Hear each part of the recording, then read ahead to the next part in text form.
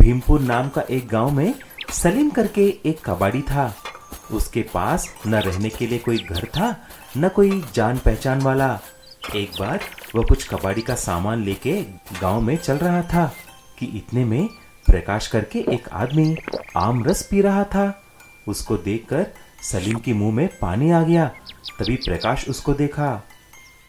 अरे ओ कबाड़ी वाला, क्या देख रहे हो ऐसा? ये बहुत महंगी आम रस है। तुम्हारी औकात ही क्या है इसे पीने के लिए? चल चल यहाँ से। मेरी नसीब ही खराब है जो एक अच्छी आम रस भी खरीद के नहीं पी सकता। ऐसा बोल के वहां से जा रहा था। इतने में एक जगह एक साधु बाबा को बेहोश होकर नीचे गिरा पड़ा हुआ देखा। जल्दी से सलीम पास ही एक पंप से पानी लाकर उस साधु बाबा के मुंह में छिड़कता है। साधु बाबा उठिए, क्या हो गया आपको? उठिए। क्या हो गया मुझे? मैं कैसे गिर गया? मुझे कुछ याद नहीं आ रहा है। बाबा, मैं इस रास्ते से जा रहा था तो मैं आपको यहाँ पर बेहोश पड़ा हुआ देखा। शुक्र है आपकी जान बच गई। बेटा, तुमने मेरी जान बचाई है। बोलो तुम्हें क्या चाहिए, मैं तुम्हारी हर मर्जी पूरी करूँगा। साधु बाबा, मुझे आम रस पीने की बहुत मन कर रहा है। मुझे बहुत अच्छी लगती है आम रस। बेटा, ये लो मेरा जादुई कमंडल। इसमें से तुम जितना चाहो उतना आम रस मिलेगा। इसे ले जाकर संभाल के रखना। सलीम उसे लेकर उस कमंडल में से आम रस पीने लगता है, लेकिन उसको प्रकाश देख लेता है। उसे देखकर ऐसा सोचा, अरे इस गरीब कबाड़ी वाला आम रस पी रहा है। लगता है उस कमंडल में जादू है, नहीं तो उसके पास इतने पैसे कैसे? मुझे इस कमंडल को किसी भी तरह हड़पना है। ऐसा सोचकर सलीम का पीछा करता है। जब सलीम कुछ काम में लग जाता है तभी पीछे से उस कमंडल को चोरी करके उसके घर चला जाता है। फिर उस कमंडल से आमरस के लिए पूछता है। उसमें से आमरस तो निकली, लेकिन आमरस एक नदी की तरह बहने लगी, रुकने की नाम ही नहीं ले रही थी। थोड़ी ही देर में प्रकाश का घर, गलियां और सारा गांव आमरस के भाड़ में डूब जाती है। सलीम ये सब देखकर उस नदी में तैरकर आमरस जहाँ से आ रहा था उसे पहचान के प्रकाश के घर तक आ जाता है। सलीम, मुझे माफ कर दो, इस आमरस की नदी से बचा लो। तभी सलीम उस जादुई कमंडल को हाथ में लेकर ऐसा बोला, हे जादुई कमंडल, तुम ये सारी आम रस की भाड़ को अपने अंदर फिर से ले लेना। ऐसा बोलने पर सारा आमरस फिर से उस कमंडल के अंदर चला जाता है और गांव पहले की तरह हो जाती है। तब से सलीम सिर्फ वही नहीं बल्कि गांव में सारे गरीब लोगों को उस कमंडल के आमरस पिलाने लगता है। 5 पैसा चोर। एक गांव में किशन नाम का एक आदमी रहता था। वो बहुत ही शैतान और बदमाश था। वो चाकू छुरी चलाने में बहुत माहिर था और वो इसी के बल पर पूरे गांव में चोरी और डाके डाला करता था। पूरे गांव के लोग उससे बहुत ही परेशान थे। एक दिन गांव के सभी लोग मिलकर सरपंच के पास उसकी शिकायत लेकर गए। सरपंच जी, देखिए, इस किशन ने बहुत तंग किया हुआ है। जब देखो हमें लूटता रहता है। अब तो इस गांव में रहना मुश्किल हो गया है।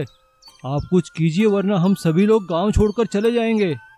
गांव वालों की शिकायत सुनकर सरपंच ने कहा, ठीक है, मुझे कुछ दिन का समय दीजिए। मैं कल ही शहर जाकर बड़े थानेदार साहब से बात करता हूँ, वही कुछ हल निकालेंगे।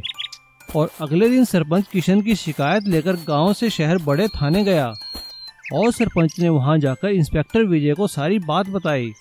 सरपंच की बात सुनकर इंस्पेक्टर विजय ने हवलदार से कहा, अरे हवलदार सुनो, अभी जीप निकालो, हम खुद जाकर गांव में रहेंगे, फिर देखते हैं किशन कैसे बचता है।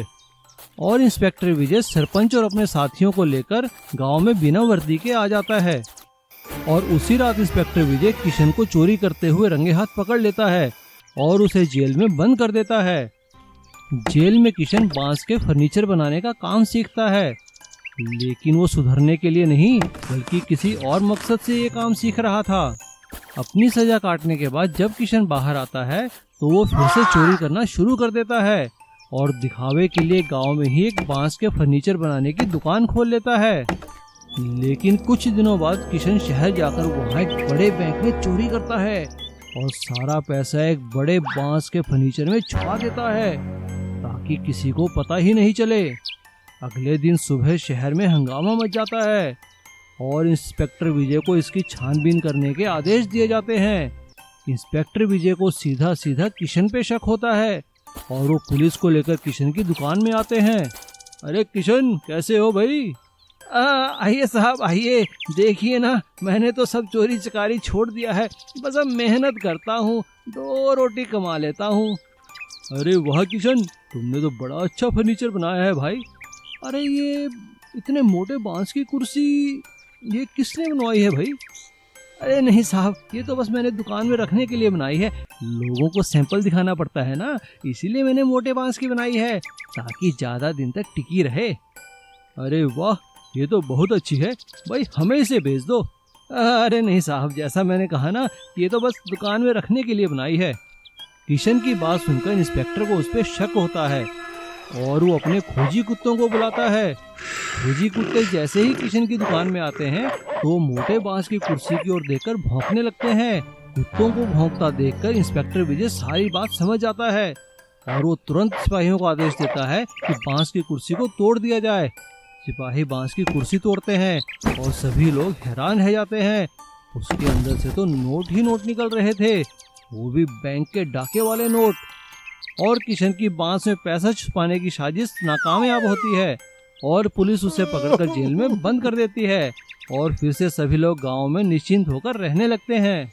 इसीलिए कहते हैं ना, चोरी का फल बुरा ही होता है। प्लास्टिक बॉटल मछली पकड़ना। कई साल पहले सिम्हापुरी नाम का एक गांव था। वहां पर एक मछुआरा था जिसका नाम मल्लेश था। मल्लेश का परिवार गांव के बीचों बीच एक घर में रहते थे। उनका घर बहुत बड़ा था, इसीलिए सोमनाथ सेठ का नजर उस पर पड़ा। सेठ उस घर को किसी भी तरह हड़पना चाहता था। कुछ साल पहले मल्लेश सेठ जी के यहाँ कुछ पैसे उधार लिए। एक दिन जब मल्लेश और उसका बेटा करीम मछलियाँ पकड़ रहे थे, सोमनाथ सेठ उनके आदमियों के साथ वहाँ पर आया। क्यों रे मल्लेश, तुम्हें चर्बी तो बहुत चढ़ गई है, कब चुकाओगे मेरे पैसे? कुछ महीने से ब्याज भी नहीं भरा। अरे ओ सेठ, संभाल के बातें करना। हर वक्त तुम्हारा नजर मेरे घर और मेरे जमीन पर ही है। मेरे जीते जी तुम उस पे हाथ नहीं लगा सकते। रुक, अभी तुम्हारा मजा चखाता हूँ। मल्लेश सेठ जी को मारने के लिए निकला, लेकिन उससे पहले ही सेठ जी के आदमी मल्लेश को पकड़कर बहुत बुरी तरह से पीटे। उस दंगल में मल्लेश का हाथ टूट गया। मल्लेश और उसका बेटा करीम घर जाकर जो कुछ भी हुआ उसके पत्नी से बोले। अरे अरे, ये क्या हुआ जी? उस सेठ का सत्यानाश हो। ऐसा आप गुस्से में काम किया तो अपना घर को क्या होगा?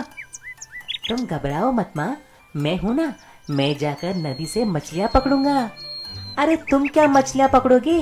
वहाँ पर बड़े बड़े मछुआरे मछलियाँ नहीं पकड़ सकते हैं। ऐसा कुछ नहीं माँ, मेरे पास एक नया तरकीब है। मैं वहाँ पर प्लास्टिक बोतल का जाल बिछाऊंगा ताकि सारे मछलियाँ एक बार फंस गए तो अपने आप उस प्लास्टिक बोतल की जाल में आकर फंसेंगे। तो ही देखना। हाँ, जैसा करीम ने बोला, नदी में प्लास्टिक बोतल को एक बम्बू के साथ जोड़कर जाल बिछाता है। कुछ ही देर में बहुत सारी मछलियाँ जाल में फंसकर प्लास्टिक बोतल में जाकर फंस जाते हैं। करीम सब मछलियों को निकालकर बाजार में बेचकर बहुत सारा पैसा कमाकर घर जाकर पैसे अपने माँ को दिया। तू तो कमाल कर दिया बेटा। ये अजीब तरह का मछलियाँ पकड़ना तो कमाल का निकला। आप देखते जाओ माँ, मैं अपने इस अनोखी जाल को पेटेंट करके गांव में, शहरों में बेचूंगा। उस तरह हम और भी ज्यादा पैसे कमा सकते हैं। जैसे ही करीम ने बोला वैसा ही किया। उस गांव में और शहर में प्लास्टिक बोतल मछली जाल का बहुत डिमांड निकल पड़ता है। सभी मछुआरे उसे खरीदने लगते हैं और आसानी से मछलियां पकड़ रहे थे। उस तरह करीम बहुत सारे पैसे कमाता है और जल्द ही सेठ सोमनाथ का कर्जा भी चुका देता है। तभी मल्लेश ने बोला, बेटा, तूने हमारा घर और इज्जत को बचा लिया है। तूने अपनी चतुरता से असंभव को संभव करके दिखाया है।